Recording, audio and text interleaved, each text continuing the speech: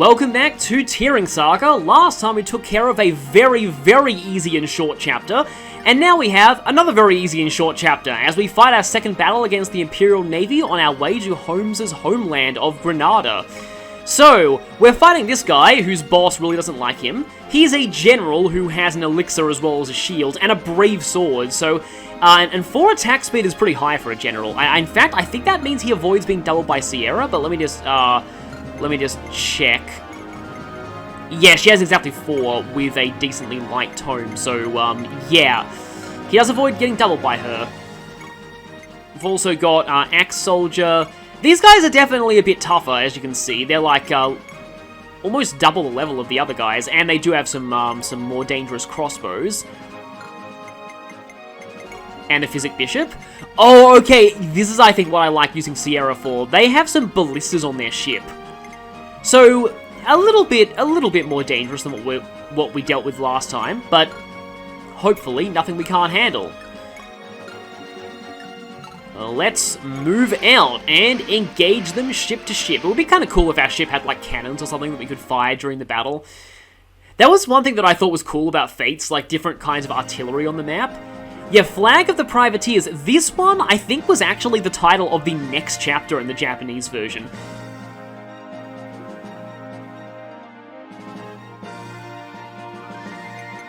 So, for the most part, in fact, are these maps identical? They look identical. Like, they're pretty much the same map, overall. There are just ballistas on this one, as well as a lot more archers. There's an arbalest guy there. Yeah, that guy probably needs to go as soon as possible.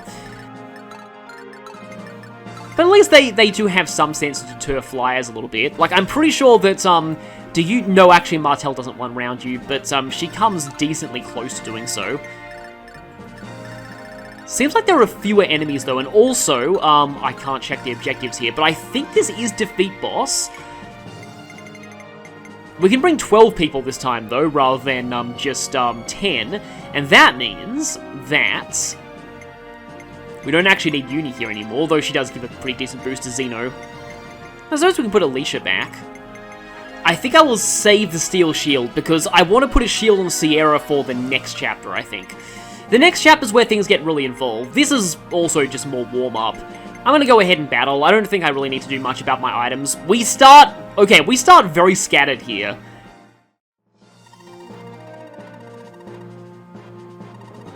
So, speaking of reinforcements, this map actually has a squad of Wyvern Knights that appear as reinforcements later on, and there's even an extra boss with them. The thing is, I usually end up skipping, the reinforcements entirely, just because I beat the map so quickly.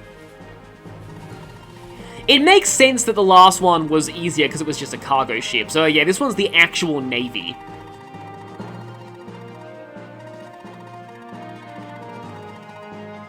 You know what? I totally agree with Holmes right now.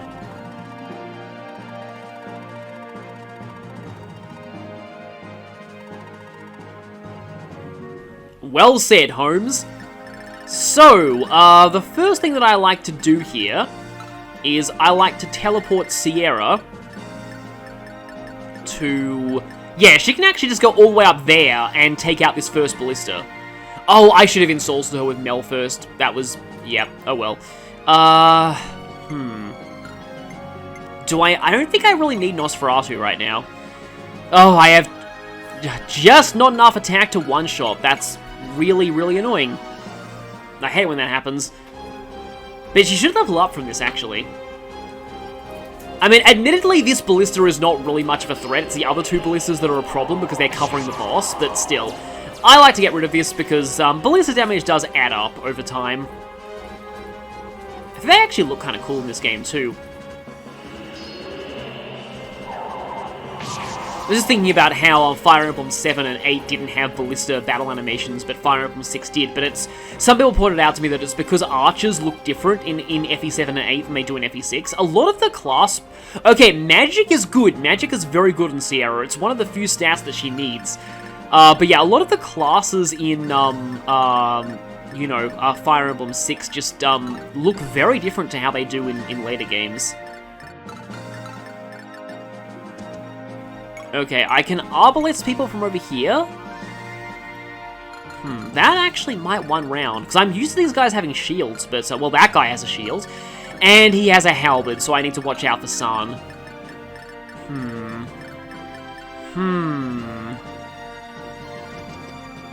Oh boy, this is incredibly risky. But I mean, this does potentially clear the way for San. It's gonna probably bait a whole lot of things into attacking an archer and melee. I wonder if the AI on the enemies in the last map was bad on purpose, like, just to show that they're just guys guarding cargo and not an actually trained army, but still. Okay, like, again, that was maybe... Oh, the mage isn't there? Holmes' defense isn't, like, really bad or anything. Well, I suppose if there's only one thing that Alicia can attack, she may as well. I love how, like, Dire Thunder Flurry is an option. It's like the ultimate in Overkill. In fact, I think that probably one rounds the boss. It's just a shame that Alicia doesn't have... Well, I mean, if Alicia did have Warp, she'd probably be stupidly broken, but yeah. Sierra's a really interesting character to use overall. Oh boy, San's all the way over there, but now that the halberd guy is dead, I can probably afford to rush in. Though first, I'm gonna send you in. I'm gonna... should probably put Shigen close to home, so I'm pretty sure they support. Doesn't actually look like it. Yeah, Holmes gets a support bonus from Shigen, though. I could even, go for, like, Ultra Instinct Bilford action here. Also gotta remember these... actually, their range is not really that much of a big deal anyway. Okay, so if I put her all the way out there... Gotta remember, though, there is a... somewhere here, there's a Brave Crossbow. That's a Brave Crossbow. Can't get to Sierra, though. But I do have to watch out for, that guy around, Martel. So overall, this chapter is still fairly... I forgot to check the objective, but I feel like it actually is defeat boss. Oh, okay. Well, that's fine. Conditions. Yes, it is defeat boss. Huh, I guess that's glitched out. It's not showing anything. Maybe a turn has to pass at least for that to happen. Most enemies over there are actually ranged, so Leonie can maybe try and... although, yeah, maybe better if she tries to hit him their next turn. And, Martel. I mean, Martel could also try and swoop in and take out some of them, but... yeah, there's ballistas and archers everywhere. Things are not great for her at the moment. And I feel like that guy does... I mean, does he move? I forget if he moves. I don't want him getting the first blow on me with a Brave Sword. In fact, I believe I have actually lost Sierra on this map in the past. So, I'm gonna want to, you know, not do that. I think I'll just have you go over... She should be fine around there. And let's use that to give you an extra 10 levels. Level limit plus 10. Mel, she has physics, so she can just go wherever she wants to. Yeah, because of the unlimited range physic, this, like, you really don't need, yeah, you really don't need, a mounted healer in this game. Like, the fact that not Martel, the fact that, Mel is mounted just doesn't really mean all that much. Who needs a horse when you can, physic anybody on the map? I think most of the Kaga Fire Emblems had unlimited range physic. No, I feel like, obviously, Genealogy wouldn't have had that. Anyway, yeah, now it's just a matter of, just toughing it out, I guess. Seeing if I made any fatal mistakes here. Because, yeah, I am being very reckless. I'll have to stop being reckless in the next map. Oh, hi there. Okay, Leonie is a little fragile. But she dodged that. I shouldn't have equipped the crossbow, but oh well. Crossbows do dock her attack speed quite a bit. Yeah, that was inevitable. That's a pretty sizable hit rate. Oh, wow, I forgot about her dodge animation! Yeah, Sierra is amazing in so many regards. She's just so cool. it's just so fun having a playable Gaiden Witch, and not even a neutered Gaiden Witch like the DLC class in Fates. I mean, I understand why they neutered the class in that game, because, I mean, fully playable Gaiden Witches in a game with stat caps as high as Fates would be kind of dumb, but still. This is just hilarious. Steel Axe. Still hits pretty hard. But Holmes is, pretty evasive. Though Axes are still not nearly as inaccurate as they are in FE6. Yeah, one thing that I think is definitely FE6 in a nutshell is I have actually seen higher hit rates with Weapon Triangle disadvantaged swords than with, Weapon Triangle advantaged lances in that game. It's just like, although it is interesting because in a lot of the Fire Emblem games, swords often get the short end of the stick because they have no good 1 to 2 range options and they have low power. Yeah, I should probably wait a little bit before I move her. Hello there. Would you like a flurry in your face? Yeah, he's not doubling. I'm not in danger at all. Negative 14 attack speed. But FE6 actually, like, just the fact that accuracy really matters in FE6 and lances and axes are both so inaccurate means that swords, by proxy, become a lot better in that game. Just because the accuracy is really, like, the extra accuracy is very, very important in a lot of cases. So that's just an interesting way of handling things. Yeah, I probably already talked about that in the Making of Fire Emblem book, the proposed weapon triangle for FE6. It was like swords against an axe would be automatically strike first, lance against a sword would... No. Sword against an axe is guaranteed double attack, lance against an axe is... Lance against a sword is always strike first, and axe against a lance is ignoring defense. Which might have been a little bit overpowered, but axes were very low accuracy, and maybe that was why they made axes low accuracy in FE6. To kind of balance that out. Yeah, I've never been able to use this weapon before, and it's a very fun weapon. I like the green streaks that it leaves on arrows too, but do have to be a little bit careful of its durability. Oh, we also have ballistas here to worry about. But yeah, the fact that, like, I think that guy does move, and I just don't want to prematurely kill him. Okay, we got a couple of enemies down there that I need to deal with. Actually... Oh, wait, no, there's no way that I can safely fly Martel into... Or is there? There might actually be. See, if I fly like Martel over there... If I take down one of them with Martel, and then take down the other one on the same turn with Sierra, I'm gonna have to hope that, I don't, like... Okay, so I'm gonna warp Sierra down here just so that I can ensorcel her. Not that it's necessary, I mean, I just kind of want to show it. Just because it's fun.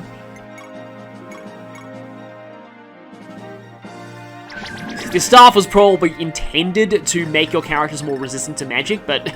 Because magic equals resistance in this game, well, yeah, you see what's going on here. It's just a very, it's a pretty amazing staff. That's pretty much the other reason why Mel is so good. The horse doesn't really even matter all that much. So yeah, Xeno's doing pretty well. I mean, now that Vega's not here anymore. I like the possibility of San just running up there and javelining someone, especially seeing as... yeah. Yeah, because you actually are in range, so... I can probably afford to forgo Plum's dance this turn, in exchange for doing this.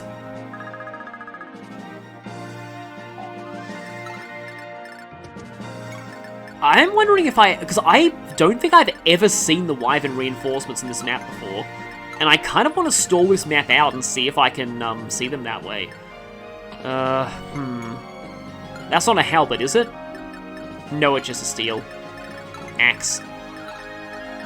Okay, gonna go over there, and then Bilford is still not really doing much, and yeah, you're just gonna have to go back and whack this guy. Yeah, I gave the Steel Blade to Shigen to compensate for... I think that's exactly a one-shot. To compensate for how bad his strength has been getting lately. Because, I mean, he has enough speed to double with this pretty much guaranteed. So he should be able to one-round most meaningful things with the Steel Blade. And there we go. That's the turn over. Yep, only turn 2, and we've already cleared out most of the map. But yeah, these are very, very short, easy chapters. Hello there, Ballista. So something that I was going to be mentioning in an earlier video is like Aerospade is called Quin Crane in Japanese, which is a reversal of Crane Quin, which I think is a part of the anatomy of either a crossbow or ballista. I think I say anatomy when it's like a, you get the idea. It's an object, but yeah.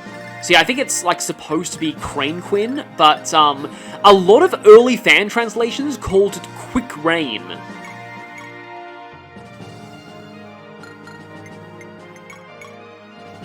I admit that I can kind of see where you might get that, but it's obviously meant to be, like, if you know your medieval history, it's probably meant to be Crane Quin.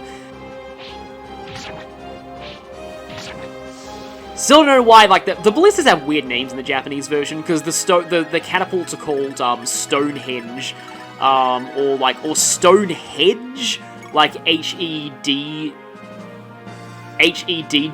like, as in, like, a piece of topiary, is what it's called in some fan translations.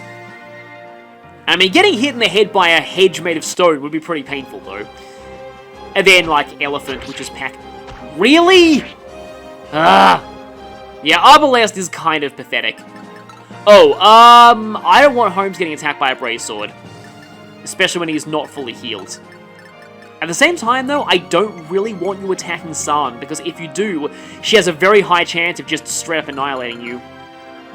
23 attack, 9 defense. Do you have any skills? Not really. I mean, I have to Sierra that ballista anyway. It's kind of weird using her name as a verb like that. This guy can't go anywhere meaningful, so I may as well flurry the Armor Knight instead. And then I can Kanto. Pretty sure... Yeah, San does have Kanto. Here I am forgetting my own army skills. I'm pretty sure she has Kanto.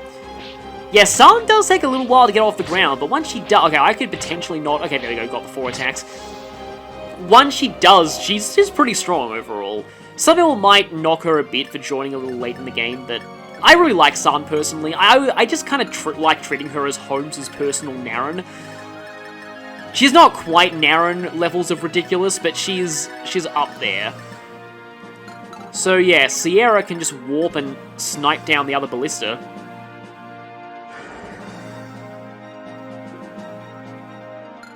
And she can move after warping, which can be useful in certain situations. She only has 3 movement, but I mean, she doesn't need to use her legs for anything. It makes sense they wouldn't be very well-trained. Yeah, I kind of wonder about, like, now I'm wondering if there's, like, any kind of fantasy work that deconstructs, like, teleportation by having people get really unfit and out of shape by just the fact that they can teleport anywhere they want instead of walk. It's kind of like the Wall-E thing. But anyway... I'm a moron. I'm a moron, of course, because Brave Weapons, both attacks go before I get a chance to Nosferatu, so I think Sierra's dead here. I think I'm going to be wasting her ass off. I knew it. I knew there was a reason. There was a reason why I don't like warping Sierra to the boss, and I remembered too late. It's just like, of course, having Nosferatu doesn't matter when you are facing someone with a Brave Weapon.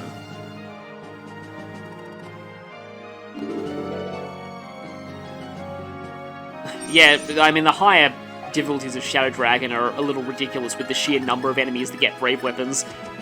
Forge Brave Weapons too. In fact, cheating Forge Brave Weapons, they break the limit on forging bonuses, I believe, in that game. Oh, no, wait, no, there's no limit on forging bonuses in Shadow Dragon. In Awakening, there's a limit on forging bonuses, but yeah, I knew it. Well, that's bye-bye Azoth. Yeah, these are both gonna hit. There's no way. I like his armor color, though. It's very almost like British redcoat colors. He says that to the person who warped, but, yep, Sierra's gonna have to Azoth herself. And I believe that forfeits her attacks for the turn. So, I guess she has, she, just like, Shigen, her eventual boyfriend, because I ship them, have both experienced death now. Yeah, that was a really, really bad use of an Azoth. I probably wanted to save that, but, yeah, that was dumb. That was really dumb, but she can just warp away. Just gonna make sure that she doesn't stay in range of him. Yep, let's just have you go away. Far away, where they won't find you. And she can join the fray whenever she wants, because warp. So, I don't know when the reinforcements actually start appearing here. I mean, I suppose Leonie can just snipe this guy, hopefully. You have 9 defense. Well, I mean, if I flurry, you're definitely dead. Because that's just the way flurry works. Flurry with range weapons is very, very fun in this game, and that's probably why Kaga made it not command activated back in the Yogdrol games. I think it is said in voice acting in Heroes, because I know that it's named after the Norse Yggdrasil, but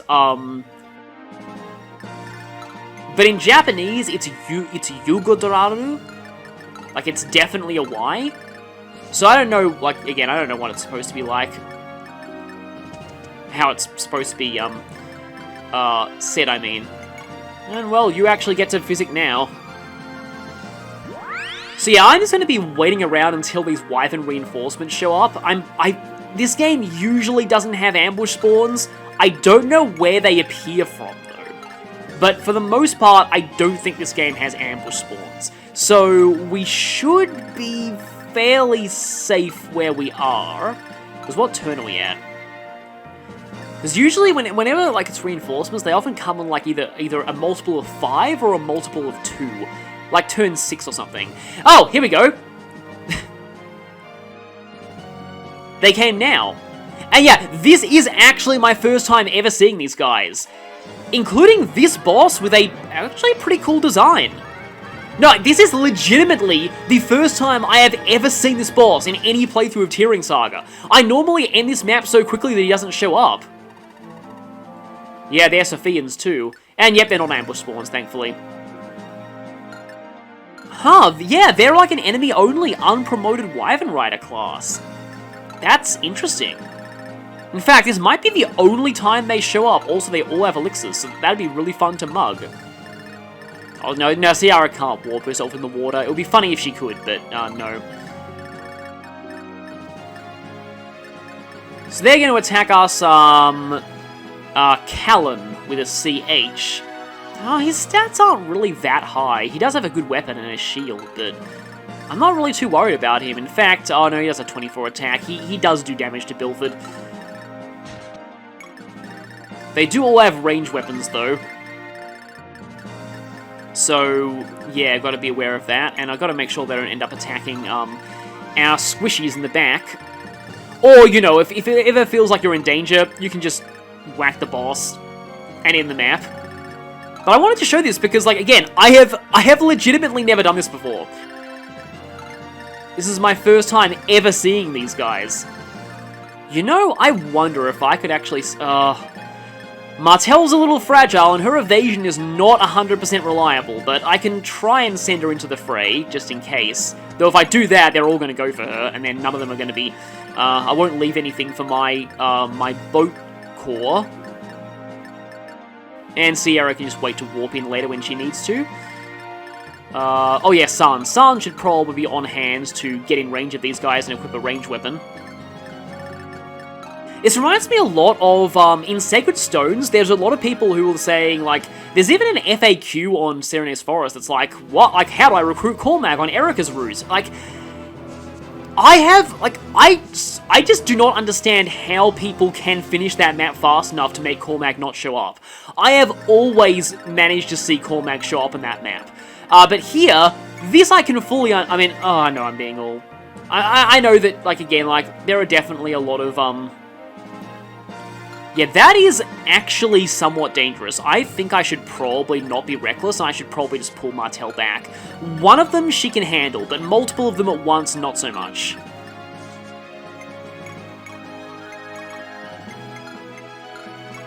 But yeah, I usually don't go for, like, low turns. I usually just go for pure safety. Or just experience. That's what I kind of prioritize when I play this game. So, yeah, I'm sure that there are a lot of people who play Sacred Stones and end up finishing that map so fast they don't get to see Cormag, but I'm just like, I've never done that before, and I don't understand how people can do that.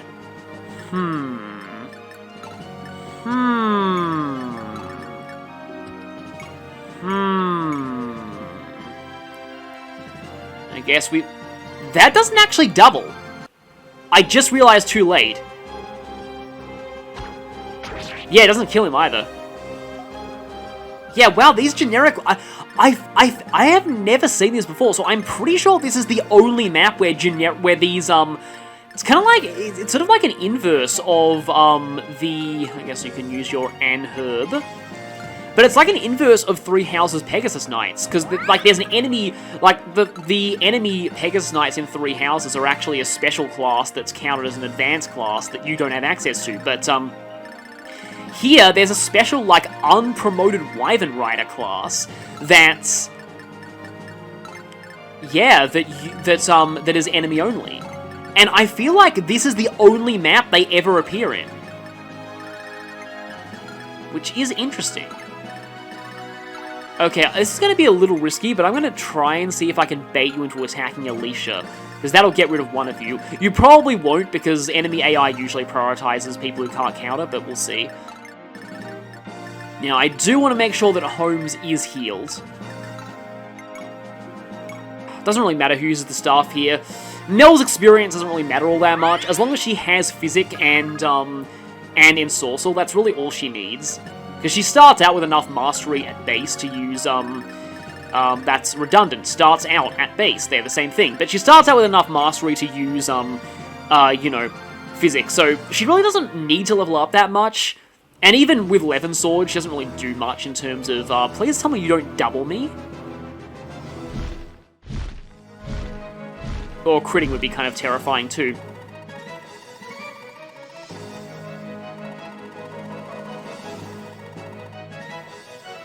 Yeah, I like the way this guy looks. Like, it's kind of rare that you see a middle-aged looking boss who looks this cool. Ow, that was more painful than I was expecting. I don't want them... Please don't converge on Holmes, all of the others. They're converging on Holmes. I would very much appreciate it. Okay, he takes 10 damage from the both. He doesn't actually die. Okay, he did dodge one of them. And now the other guy can only attack if No, he's gonna use his elixir. Because if there's one concept between this game and Fire Emblem, it's that enemies love to just run back and heal themselves if they have healing items. Yeah, sometimes enemies, like, certain actions trigger them to go into heal mode. It's usually an HP threshold. And sometimes you can do funny things with manipulating enemy AI when it comes to that. If you, like, block the healing points on the map and then you put them in heal mode, and often it means that their AI makes them want to go for forts, but they can't because you've covered all of the forts, so instead they just stand still and don't do anything. Though at other times that actually baits them into attacking instead, so it depends.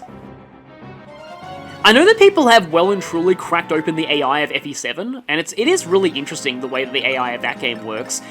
Though I still don't understand how, like, it's just that thing where it's like priority when it comes to targeting for status starves is based on how low somebody is in the deployment menu. Like, that seems very strange. But, like, that almost seems like it's either a bug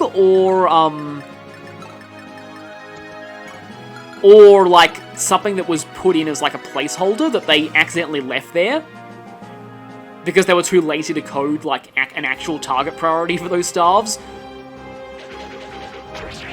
I mean, theoretically, I mean, it's easier said than done, because I haven't actually gone in and programmed a GBA game before, but, like, if I was programming Berserk Staff AI, I would probably, do a script to target the enemy that has, both, like,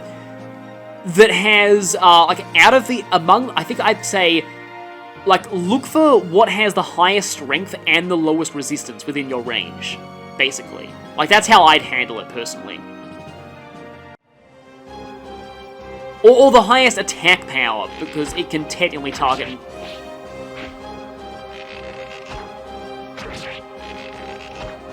Okay, I was worried for a second, then I realized I'd actually hit Flurry, because I was like, do you seriously only do that much damage? Okay, this is a very, very strength through Leonie. This is actually not good. I don't like this. Is... no, Plum's not in range of anyone. Actually... I don't think I can even get to that guy. Not even, Holmes's Arbalest will be able to reach him. Because, like, Sierra could warp there and take out that one, but, I mean, I guess if I go over here, I might be able to clear the seas for, the other guy to be provoked into attack. Actually, no, he's not going to be provoked into attacking Martel because of, he's going to go for someone who can't counter if he can. The, FE7's AI is interesting. Oh, look, I'm ignoring your terrain, which you can't have anyway because you're a flyer. And I can Kanto too. But there are other interesting elements. Like, I'd like to get a good look at the AI of some of the other games in the series. 54 attack. Gotta heal Holmes. I also need to take out the boss, but I think I can do that with Alicia, probably?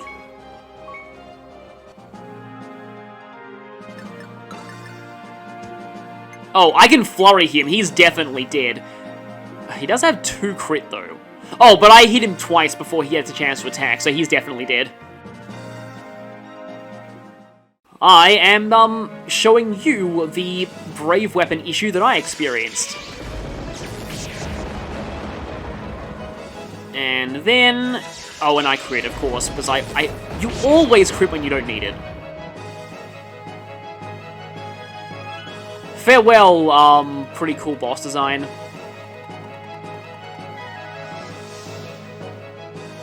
Yeah, that's my first time ever beating that guy. Never seen him in any of my other playthroughs. For a second I thought that Sun was a flyer. I was like, oh, I could fly in and get that guy, but no. Yeah, I don't think I can get to him this turn. I don't think I can get to the boss either. Yeah, and I definitely, like, I was almost like, oh, I can warp Sierra in, attack him, and then finish him off in the enemy phase. No, I can't do that, because he'll Brave Sword her to death. Thankfully, my brain caught itself, in the middle of that, before I ended up doing something that I would regret horribly. Because we're very late into this map, and I would hate to throw it all away now. But it is just kind of interesting how it's just, like, throwing it away, like, you know, treating, like, the loss of one character as losing the entire chapter, which is not how you were supposed to play these games, but, it's just how people do anyway. And it's probably why, like, casual mode exists, and why later games are definitely balanced with, balanced assuming that you reset when people die, because, like, I think like Three Houses in particular has quite a small cast, and that game could easily become almost impossible if you lose too many people. They don't give you like a steady supply of pre-promotes late in the game as a bit of a fallback in case you lose too many people. Like, I know that on Silver Snow, it's possible to have only Byleth left alive. I'm just going on a whole bunch of different topics here, but like, the thing I was going to say about that, like, and like, the whole Iron Man challenge, it's just like, you know, the way that the games were intended to be played is now being treated as a self-imposed challenge. On that note, though, what I wanted to say is, like, there was, like, a Western-made sort of strategy RPG. I don't think it was particularly well-received, because I never heard anything about it. In fact, I can't even remember its name. I saw, like, one trailer for it once, and that was it. But, it actually, like, it had, as a gameplay mechanic, losing any character being an instant game over. And that mechanic was directly inspired by Fire Emblem. The fact that people would reset if they lost somebody. So, yeah, that just goes to show just how people play Fire Emblem these days. And even the developers were aware of it, because they talk about resetting a lot, and then, you know, there's a card in the Fire Emblem Cypher of Emma, one of the mascots, depicting her in the middle of resetting her console. Luna. That's kind of nice, I guess, but I would appreciate movement, though. It's like she's very fast right now, but she doubles everything anyway. Okay, I just need to slowly inch my way forward so I can just take you down in a single turn. Or I could equip Dullahan and have Shigen die. Oh, actually no, Shigen can just attack him. Wait a minute. Wait a minute, can I take that? 23. 8 defense. I think he does 15 times 2. Except I have no... Oh no, I do have 2 healers left. I'm just wondering. And then how much does Sierra do to him? She doesn't double. He has 41 HP. And she does... Oh wow, she does quite a lot of damage, actually. Especially with Ensorcel. And she gets a support bonus from him, too. 23 defense. Like, I do nothing to him that way.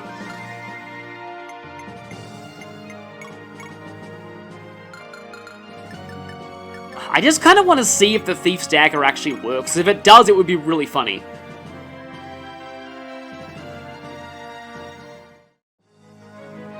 Of course, if I warp Sierra in, then she'll just immediately die. Or not, because it worked! I got his Brave Sword! Got your Brave Sword! It's just like the Got Your Nose game. Only, I get an incredibly good weapon. Yeah, so he's totally defenseless now. So I can just warp in and hit him. I think is there support with Shigen like 15% or something? Yeah, I've got 18 crit, it probably is.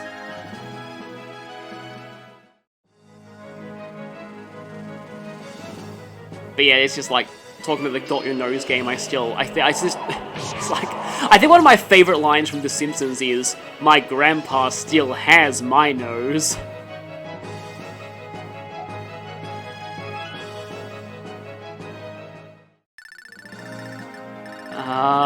Yeah, that's basically chapter over. I'm so sorry. I mean, considering that he was an incompetent general who got a whole lot of his men killed. Stop delaying the inevitable. You know what? Have a taste of your own Brave Weapon medicine. Although, actually, I probably should have Sierra kill him because she needs to experience more. Oh well. Actually, wait, no, Samson may not kill him. Yeah, he only got 2 attacks in him with a Brave Weapon. Okay, now Sierra will get the experience. Goodbye, Mr. General. So yeah, that chapter was, I'm sorry that I did that thing with Sierra and I forgot about the... Again, like, in my head I was like, okay, now I remember that I shouldn't warp Sierra to the boss, but I forget why, and then that was why.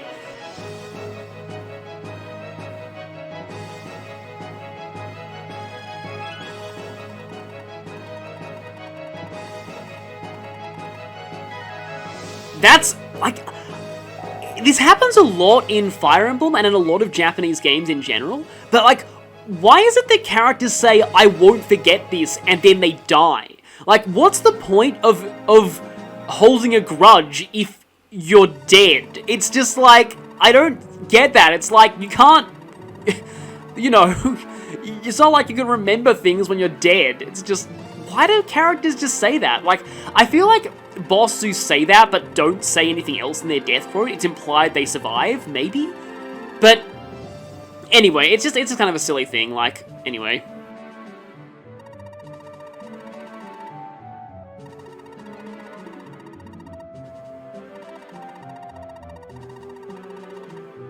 So yeah, I believe the only reason they're heading to Yer is because of the Tower of Morse, to use the Duckron. And also just to make sure that it's not being invaded by, people who, are racists.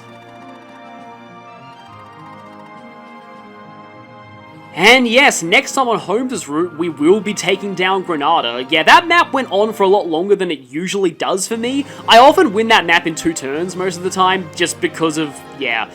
But anyway, at Granada,